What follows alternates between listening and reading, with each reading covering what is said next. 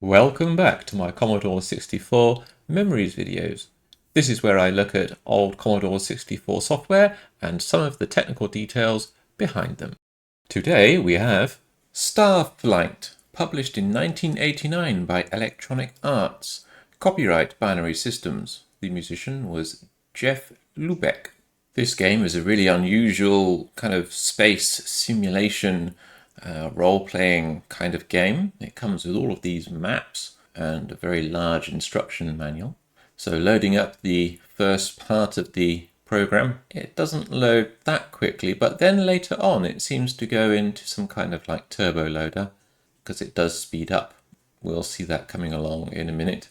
I've run this program before, but at the moment it's doing a relatively slow load. Let's try and warp past this, shall we? At this point, yes, it seems to do quite a much faster large chunk loader there. It seems to be loading a couple of pages at a time, which is quite unusual. Considering how early on this game is when it was published, it's actually loading relatively quickly. We got the nice little bitmap screen. Bit of music comes along in a minute, I think, if I remember correctly. So it's not really a loading screen because there's no loading going on in the background, but it does run quite a bit of code actually, doesn't it, when it's playing this music. I'm looking at this text screen graphics dump here. I see lots of what look like keywords. I say they look like keywords because the text then seems to be terminated by a reverse character version of the text. Let's look through the rest of memory, see what it's doing. Yeah, look, there's all sorts of, look, there's date with a reversed E, there's repair with a reversed R at the end, there's the word many with a reversed character Y on the end. There's tons of keywords or tons of variable names here. And the reversed character at the end has the high bit set, which makes it the reverse character. And that is useful for a branch on minus check, because you can check whether or not something is plus or minus, and that indicates whether or not the last bit in the binary 8 bits is set. Stick hash, file, balance, B limit. I mean, there's text in there as well, but the text that is printed on the screen, you cannot save or load game during an encounter, that kind of thing. Those strings are not terminated by a reversed character at the end, but what look like keywords or variable names at least are terminated by reversed characters at the end. That's an unusual layout to see inside a game anyway, right? This normally a game which is coded in 100% assembly language, you wouldn't see what look like variable or function names. Oh look, there's a block execute command as well. B-E space 2 space 0 space 1. Okay, so that's a block execute command as well. Might be something to do with the turbo loader, I think, or the fast loader anyway, which this game seems to use.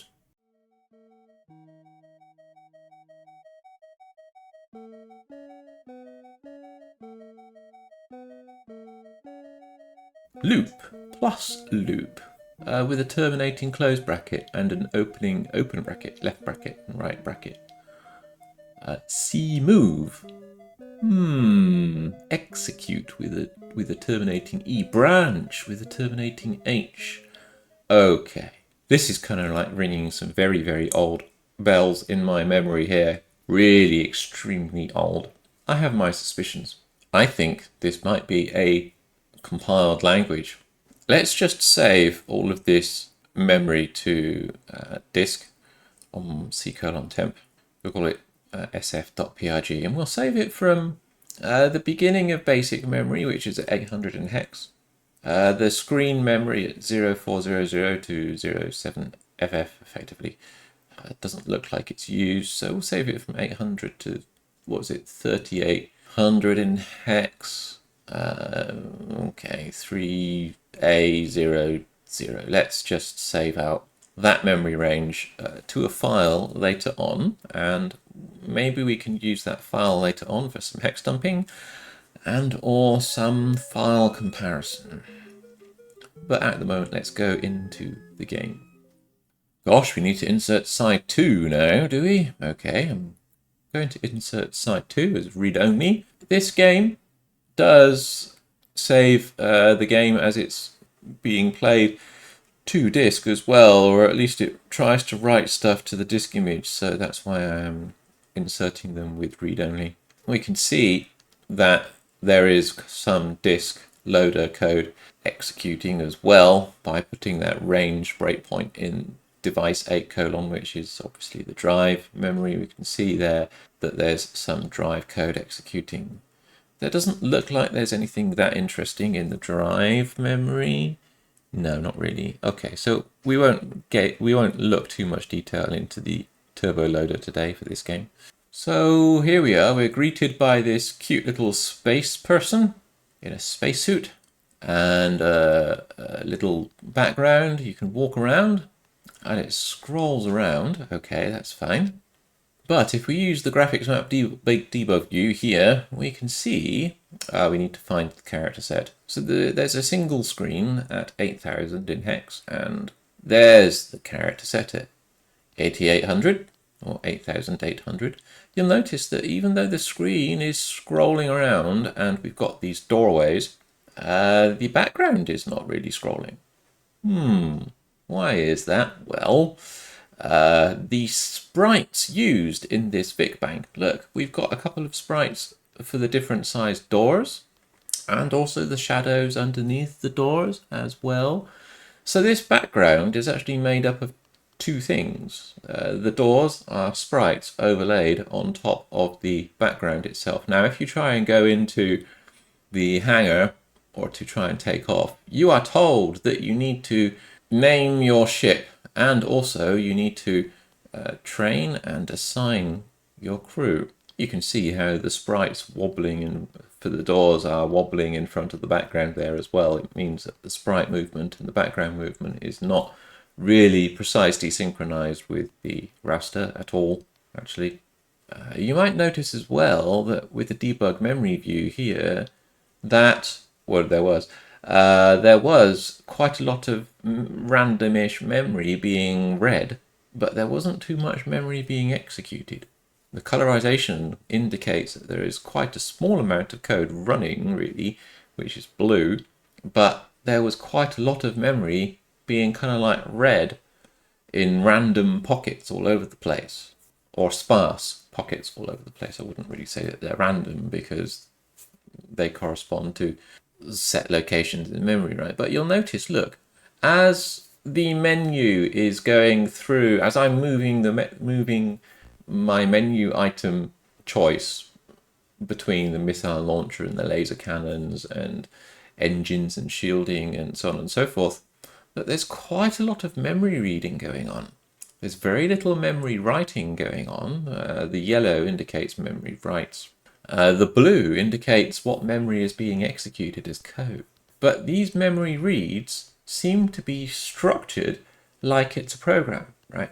This is, again, kind of like telling me that this game is running either interpreted or compiled P code, where the game is mostly reading a lot of code, and then it's executing it later on by running machine code to interpret that. We can see here, oh look, there's a little bit of dynamic sprite animation going on for the player character as you move it around. Look, that's quite cute. I don't see much in the way of compressed sprite graphics and stuff. I mean, there are some what look like sprite frames there, or partially compressed sprite frames. But yeah, look at that. Okay, so now I'm going through to a different area. Look, there's a whole load of stuff being read from the disk as well. Let's have a look at the beginning of memory. No, that's the drive. I want to have a look at the C64's memory. Let's go back to dev C:, which is the C64. Let's look at the beginning of memory. There's an execute keyword. There's a branch keyword. There's the loop keyword. There's a do keyword. Okay. So there's a whole bunch of keywords at the beginning of memory. Minus, move, swap, toggle. Let's just go back to that debug text screen view with the lowercase ROM character set highlighted. There's an awful lot of keywords being used. Okay, let's go back at 8,000 again. 800 in hex, sorry. We'll keep on dumping the memory little by little. Again, where was that address for the loop key? There were two loop keywords. There was loop and then plus loop, wasn't there? There's loop. Okay, so let's put a ranged breakpoint from 9D0 to 9F0. Okay, and then we'll see. So if I move around a little bit, well, there we go. The ranged breakpoint for code has triggered. So that keyword has real machine code just after it in memory, and that machine code is actually executing as proper CPU machine code. Okay, and that code does, when you look at it in the memory dump view, it does have opcodes, right? So command loop followed by code. So maybe it's these commands remind me of forth, the commands and keywords that I can see in memory, they remind me a lot of forth, definitely. Look, there's a jump to 9BD there at the end of what looks like the loop command, but the branch on carry clear branches back to CLC. That's funny. Okay, and loading A with 5E and then adding onto 5E and then loading 5E again. Okay, indirected 5E, Y. That's jumping into some code in the middle of the branch keyword, or the code just after the branch keyword, and then it's doing this. Look, it's loading two values from 5E, indirected, Y, decrement Y, load A again. It's storing it into 6261, adding two. Okay, so 5E and 5F as 0-page memory locations look like what, like a program counter or something? Or the current address of execution of the partially compiled or interpreted code, maybe? Look, there's a bell here. Is that a bell command? Or is that something which makes a bell sound, perhaps? Or is it updating the bell variable? But then we got a jump to 0060 as well. Let's do a CPU history just to see what we... So look, it's doing a TSX, which is transferring the stack to the X register. It's reading values from the stack indexed with X, which is the stack pointer. So it's getting values. Okay, so it's pulling values off a stack. Yeah. So if you are familiar with the language forth is like a stack-based language. You push values onto the stack, and then you have operators or calculations or functions which operate on values that it then pulls off the stack again. This method of stacking values onto a stack and then pulling them off and then operating on them, it's called reverse Polish notation, which is specific to forth. The way that it's written and implemented and executed is just like that. It's a very different way of programming. You have to kind of like flip around your brain, because normally most other languages kind of say, I want to let A equal, B plus C, and it flows from left to right, and it's quite logical. Whereas in reverse Polish notation with forth, you would put the values B and C onto the stack, and then you do plus, and then you would do equals, and then way before all of that you would say let A equal, right? So you would have A pushed onto the stack way before as well. So yeah, you have to really reverse your thinking. Anyway, so I need to go and create some personnel. So I'm creating personnel. You have to do quite a lot of setup in this game. You have to name your ship. You have to create your personnel and assign them roles and stuff like that. So that's what I'm doing. Normally, you would create someone and then try and assign them the role based on their abilities and stuff like that to give you a maximum or better chance in the game. You would also name them properly rather than... But I'm really not bothering. I don't really want to have a proper playthrough of this game. I just want to go through some of the screens and graphical details, right? There are other YouTube videos by other people who play the game for much longer and appreciate it much more. So now I've got a ship and I've named the ship and I've assigned, I think, the same person to all of the roles in the ship. The idea is with this game is that you should really be trading stuff as well, but to go anywhere, I think I need to buy some fuel. So let's buy some fuel. I don't have that much money left, to be honest. So I think I should probably max out on fuel. This game was quite important, I think, because this game is huge and quite varied in its play style. I mean, it's like a strategy game. But this game, if you like, is kind of like a precursor to lots of kind of like space-based trading strategy type games. So from that perspective, it's quite an important game, historically speaking. So after a bit of loading, we get to this screen, and it's doing more loading, more displaying of data. You can see how much data is being read, right? All of that green stuff, that's all red memory. Let's launch our spaceship. Confirm launch request. Yes, please move the joystick to the right. Okay, so this game uses a code wheel. Luckily enough, somebody has typed in and scanned in, I guess, from the instruction manual, the code wheel. So all you have to do is just look up from the code wheel text file the right table. So there we go, position number 23. And then if you go down to position number 23 in table 2, and then you go across to, what was it? The column name should have been, oh, that's right, L1 or whatever it is. Okay, so 483347 should be the code that you have to type in. Yeah, this game uses a code wheel. If you get the code wrong, I guess something bad happens in the game later on. I guess you might encounter police or something like that. I think the instruction manual was alluding to that. Anyway, I've got the right code, I'm pretty sure. And so there's a lot more disk access, and then you get into this opening docking bay doors, sorry, and then you launch. Again, you can see that there's quite a lot of memory being read from this, what I think is mostly interpreted code, or compiled interpreted code. And then it's doing a lot more loading again. So there's more loading going on.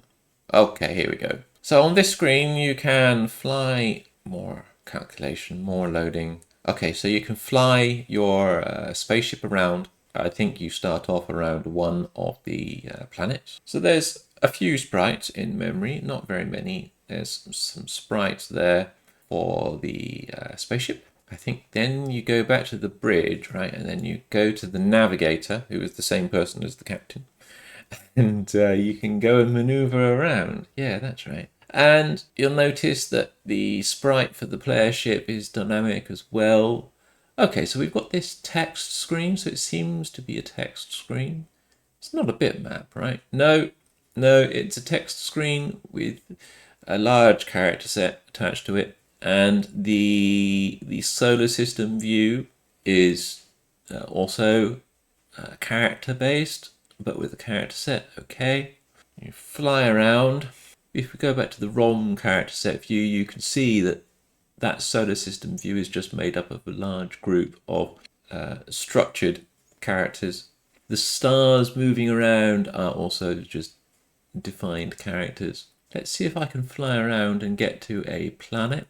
Let's see if I can land on the planet, or rather establish orbit around the planet and then land on it. So there is yet more loading. Gosh, there is so much loading in this game. I don't know if there was ever a tape version of this game. I'm pretty sure that this must have been a disc-only version, surely. Look at the graphics map view. We can see that we've got some sprites with a hole punched out in the middle of the sprites to create this circle, this globe effect. But the text screen underneath it, look, it's just a great big scrolling mass of texture of characters scrolling around or moving around quickly anyway, underneath a masked sprite with the hole punched out in the middle. So the sprite is actually, the opaque part of the sprite is black, and then the middle part is transparent, which creates this rather nice illusion, right, of a globe rotating in your view, but it's not. It's just some characters rapidly scrolling to the left underneath a transparent group of 4 sprites. I didn't land. Let's go back to the planet again and let's try and land properly this time. I think I broke orbit accidentally. That was my fault. I'm sorry. So this game is a little bit slow. To be honest, because it seems to be running what looks like compiled or interpreted code. It's actually not that responsive. The user interface is a little bit clunky, if I must say. It's actually a bit more playable if I put the emulator into warp mode, and it's more responsive if I go into warp mode. There we go. It spent quite a lot of code or compiled interpreted code anyway, execution time, to create what looks like a landing map view. Let's descend onto the planet. Let's see what happens. Usually, oh, I've landed successfully. Normally, when I was trying out this game before, I would get crushed in the planet's atmosphere, and then everyone would die, and it would tell me that your spaceship has been destroyed. Yeah. Okay. Anyway, so after you land on the planet's surface successfully, woohoo, you can disembark. We can see it's just a text screen view as well. Again, for the planet surface display. Quite nice graphics, really, actually. Functionally quite nice, I think. And then this is kind of like you can pilot your rover vehicle tank thing or whatever it is around the planet's surface. And I think if I read the instruction manual, I put it into warp mode. There we go, warp mode. It scrolls around a lot quicker. There you go. You can pick up minerals from the planet's surface, in this case aluminium. So yeah, let's save a snapshot just in case I want to come back to this point later on. I want to go back and have a look at some 4th compilers to see if there's any code commonality with the data and the memory and the code that I saved out from the beginning of the game just now. So I did find this lcomp 4th. This isn't an original, it is a hacked and packed and cracked version, but it's from 1987, so it's a long time ago. But this is lcomp 4th, apparently release version 1.8. This is what we get when we start lcomp 4th properly. We get a nice little copyright lcomp publishing, fig 4th. So fig stands for 4th interest group, FIG. So fig 4th is 4th interest group dash 4th release. And this lcomp version is based on fig 4th, which is the 4th interest group. So let's save out that memory range. From the start of memory all the way until about, I don't know, 2800 in hex. Okay. If we look at the beginning, look, we've got branch, loop, plus loop. We can type in the vlist command to see all of the keywords that are defined in this version. Yeah, you see, look, we've got do, loop, enclose, find branch, zero branch, execute, clit, lit, okay. Oh, the okay is telling you that the interpreter is okay. But yeah, I can see in the text view there, we've got branch, loop, enclose, terminal. Intriguing. I can use the emulator to paste in some key presses for a FizzBuzz piece of code. So 4th looks a lot different to a lot of languages, right? But if you type in FizzBuzz after defining the FizzBuzz code, then you can see, look, actually the 4th interpreter is running that quite successfully, given that it's general purpose fourth code. It's just basically a standard fizz buzz. If the iteration count mod 3 and 5, then print fizz. If it's 3, then print, I think it's 3, then print fizz, or if it's 5, then print buzz, or if not, then just print the number. The standard kind of like piece of code. Anyway, it's a fizz buzz. You can look it up on Google and it'll probably show you lots of different variations for fizz buzz code. Anyway, so let's do a binary comparison of the saved lcomp fig 4th release and the game code data that was saved out. So there we go. There's L4th and sf.prg. We'll do a compare with beyond compare.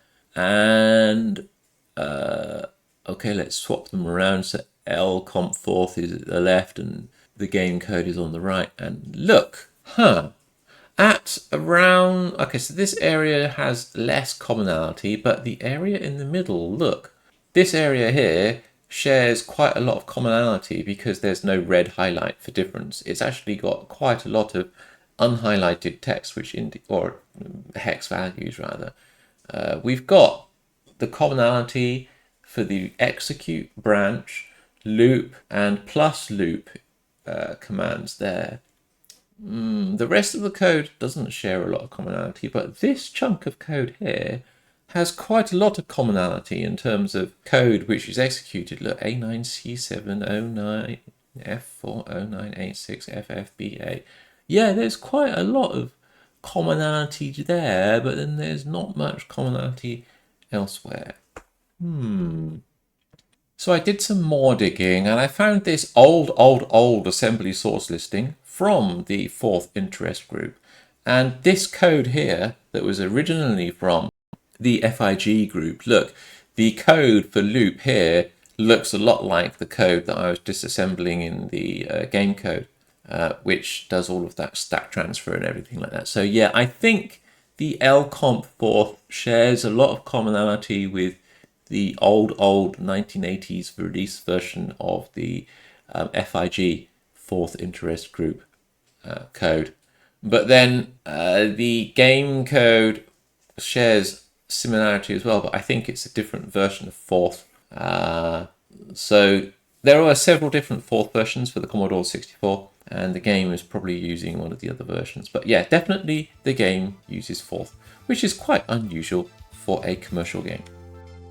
So yes, if you like these kind of technical deep dive videos, then please do consider liking or subscribing to this channel, or sending me a super thanks. They are always very much appreciated. Take care, have a great day, evening or night, wherever you are.